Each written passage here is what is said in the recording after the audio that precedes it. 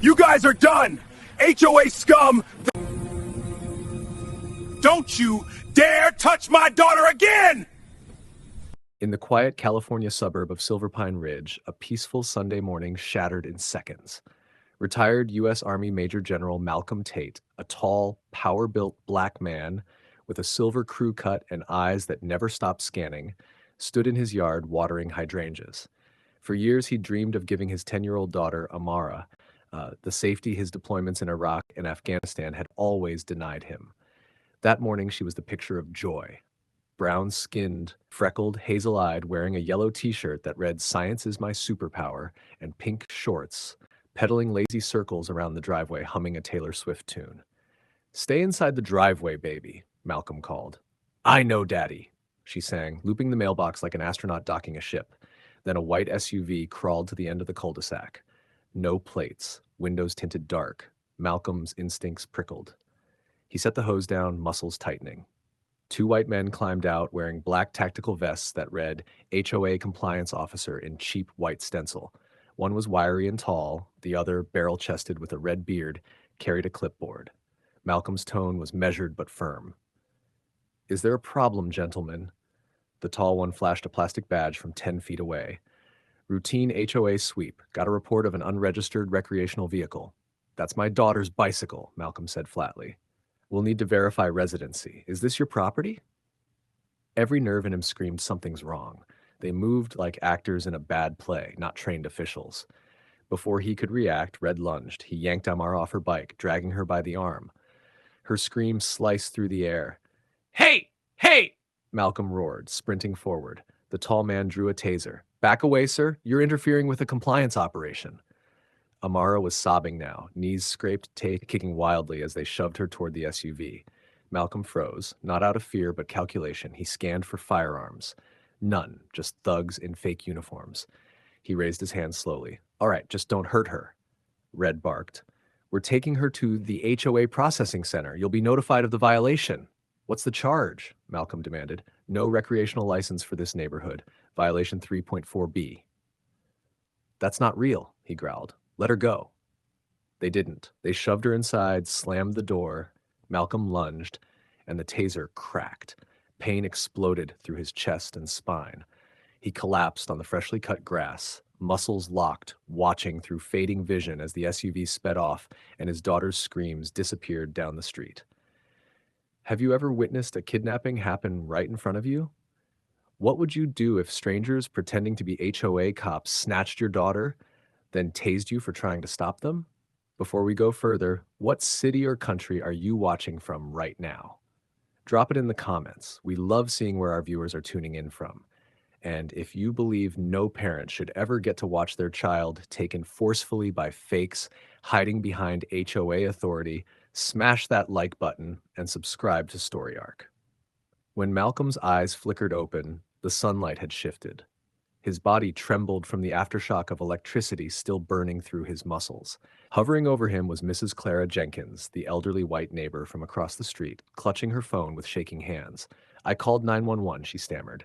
"They said it might take a while, something about HOA jurisdiction or—" Malcolm pushed himself upright, jaw tight. "Where's my daughter?" She's gone," Clara whispered, tears brimming. His chest burned, hands scraped, but none of that mattered. Minutes later, he was inside, blood still humming from rage and voltage. He checked the real HOA directory. No records of patrols that day, no authorized officers, no compliance sweep, nothing. That SUV wasn't registered. The uniforms were fake. This wasn't enforcement, it was abduction. Local police arrived an hour later, taking notes like it was any other missing persons report. "We'll check traffic cameras," one officer said. "We'll keep you updated." Malcolm's stare was cold. He'd heard those words before, in war zones where help came too late. He wasn't waiting this time. For 32 years, Malcolm Tate had served his country, Iraq, Afghanistan, the Horn of Africa. He'd hunted insurgents hiding behind forged IDs and stolen uniforms.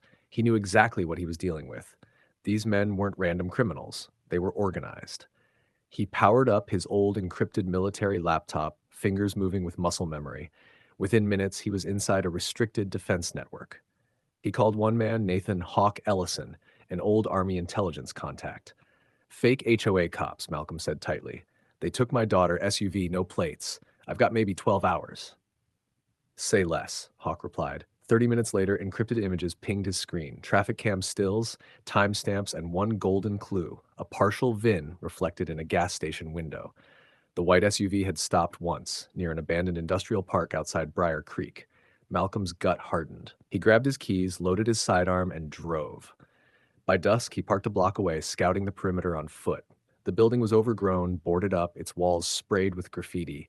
Behind a collapsed loading dock, movement, the same white SUV. Two men unloading crates, both wearing those same fake HOA enforcement vests. And then he saw it, a fading stencil on the wall. Guardian Code Property Authority. A name that didn't exist. A ghost organization hiding in plain sight. Malcolm crouched behind a rusted dumpster, his pulse steady but his jaw clenched like stone. Through a cracked side window, he spotted 5 men moving inside, all armed. His eyes swept the darkened interior until he saw her. Amara. His 10-year-old daughter sat trembling on a stained mattress in the back office, wrists zip-tied, face streaked with tears. Every part of him wanted to rush in, but decades of training held him still. He needed a plan. From the thin wall, voices leaked through. Kid gets picked up, dad pays the fine, one man bragged. We call it a misunderstanding, 20 grand clean. Another voice scoffed. You sure this one's safe? Heard the guy's ex-military. Doesn't matter, the first replied. They all fold eventually. Malcolm's lips curved into a cold, quiet smile. Wrong family. Wrong daughter. He backed away from the window, pulled out his phone, and opened a single contact. Caleb Stone Mercer, an ex-Army Ranger turned private contractor who owed him big. Malcolm's message was short. Need backup. 5 hostiles, fake HOA kidnappers. Less than an hour later, a black Suburban rolled up 2 blocks away. Stone climbed out, tall and broad, flanked by 2 other veterans. No badges, no uniforms, just experience. Rules of engagement? Stone asked. Malcolm's reply was ice cold. Alive, but scared. That night, under cover of darkness, they moved. Stone cut the power at the main box while Malcolm led the entry. Silent breach, clean, precise. Inside, flashlights swept over a makeshift command room littered with clipboards, cash boxes, and fake badges. One guard spun toward them, reaching for a radio. Stone moved first, one swift elbow strike, and the man crumpled. The others didn't get the chance. Within seconds, the team had the room locked down. Malcolm moved straight for the back office. The moment Amara saw him, her eyes widened. Daddy, she cried. He dropped to his knees, cutting through the plastic restraints. I'm here, sweetheart. He pulled her close, whispering, You're safe now. Then he handed her to Stone's medic. Get her out. But Malcolm wasn't leaving yet. He wanted answers. He wanted names. They zip-tied the fake officers, forced them to kneel on the cold concrete. Malcolm dragged a chair across the floor, sat down facing them. Who do you work for? He asked. No one answered. Stone cracked his knuckles. They'll talk. And they did. Under the dim flashlight beam, the truth came spilling out fast. The fake HOA officers weren't working alone. They were part of a larger network calling itself Guardian Code, a front designed to look official while running an extortion racket. Their job was simple: target wealthy neighborhoods, fake violations, abduct non-compliant residents, and extort money in exchange for silence. Families, elderly homeowners, even kids, all potential marks. Malcolm took notes coldly, his voice never rising. Drop-off sites, names, accounts. Every answer built the web wider. When the last man talked, Malcolm stood, face unreadable. This ends tonight. By morning, Amara was back home, sleeping beneath her weighted blanket. A police car idled across the street at Malcolm's insistence, but he knew the real battle was only starting. Saving her wasn't enough. He needed to burn the whole operation to the ground. Working with Stone and Hawk, he compiled everything. Bank transfers linking Guardian Code to the Silverpine Ridge HOA, violation notices signed by unauthorized personnel, and audio files of private calls where board members discussed outsourcing compliance for cash. One name stood out: Grant Hensley, HOA board chair. A week later, Malcolm walked into the Silverpine Community Hall in full Army dress uniform. Ribbons shining, boots polished, posture unshakable. Phones lifted instantly, whispers rippled through the crowd. Hensley froze behind the podium, color draining from his face. Malcolm didn't ask for the mic. He took it. My name is Major General Malcolm Tate, U.S. Army, retired. Last week, men posing as HOA officers kidnapped my 10-year-old daughter. This board knew and did nothing. Gasps erupted. A woman dropped her coffee. Malcolm pressed play on a small speaker. A recorded voice, "Just let the Guardian Code guys handle it. Less liability for us." Another voice answered, "What if they go too far? Then it's not our problem." The room exploded. "They threatened my son over a hose," one woman shouted. "You knew," a man yelled from the back.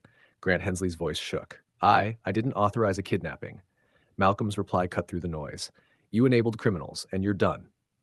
County investigators, FBI adjacent, stepped forward from the back. Malcolm handed them a folder thick with evidence. Within minutes, Grant Hensley and two other board members were in cuffs, led out under a wave of boos. The arrest sent shockwaves through Silverpine Ridge. Residents who'd stayed silent for years finally spoke up, stories pouring out of harassment, fake fines, and illegal inspections. One elderly veteran stood, voice trembling but proud. "General, you protected us more than they ever did." A week later, Courtroom 3A at Redwood County Courthouse was packed. Not just neighbors, homeowners from across the state filled the seats, victims of the same fake HOA network. Behind bulletproof glass sat three defendants: Grant Hensley, the corrupt board chair; Wade Red Turner, the thug who dragged Amara off her bike; and Dean Keller, the ringleader of Guardian Code. All faced charges of kidnapping, extortion, conspiracy, and impersonating law enforcement. When Malcolm took the stand, the courtroom fell silent. Dressed in full army blues, he faced the men who terrorized his family. "This wasn't about HOA rules," he said firmly. "It was organized crime hiding behind community walls. They used fear to control families. My daughter still wakes up crying, but we won't live afraid. Not on my street. Not ever." The verdict came fast. Guilty on all counts. The judge, a mother herself, didn't hold back. "You terrorized families under the false banner of order. You are the definition of cowards." When the sentences dropped, life terms across the board, the courtroom erupted in applause. Weeks later, the old HOA was dissolved. A new, transparent community board replaced it. No private enforcers, no fake authority, just neighbors rebuilding trust. If you believe justice isn't about revenge, but about protecting what's right, smash that like button and subscribe to Story Arc. Because no fake authority lasts forever when real people stand together.